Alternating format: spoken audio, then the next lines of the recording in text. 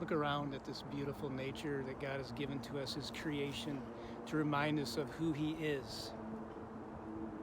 In Genesis 1, we see God create the world, and what a beautiful job He did creating. And it was work. And on the seventh day, it says that He rested. And He gave us this example of rhythm to our lives, of rhythm of work and Sabbath, work and Sabbath, work and rest.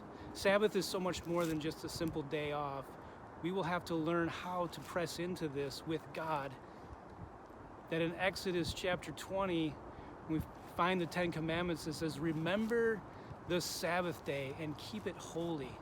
And Jesus honored that for sure when He was here on earth, even though the religious leaders did not like that He would heal somebody on a Sabbath day. He honored it. He remembered it. He kept it holy. And He created in His life while He was here on earth these rhythms of working and resting and working and resting. In fact, you would say that Jesus did this on a daily basis in order to do it on a weekly basis. That you see Him going to the desolate places. He goes to the mountain, He goes to the lake, and He rests in His Heavenly Father.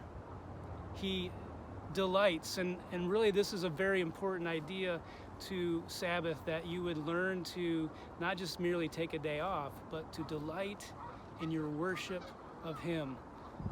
To go for a hike, to go spend time reading a book, to go sit in your backyard, to do things that you wouldn't normally do because you're too busy, to do the things where you find yourself delighting in God, delighting in the Father, and delighting in His presence, that you would go slowly through that day. It's interesting because we can't possibly take a day off and Sabbath and rest if we're going 1,000,000 miles an hour leading up to that. We have to learn how to do this on a daily basis, to work and then rest in Him, and find how to do that as we come to Him and allow His yoke to be carried. And so my hope and prayer for you is that you would learn the rhythms of Sabbath in your life, that you would allow God to help you establish when you work and when you rest. That rest in Him would involve recreation and play and enjoyment and delight in His creation, delight in who He is, delight in all that He's given to you, and that you would find yourself in the rhythm and the work of God.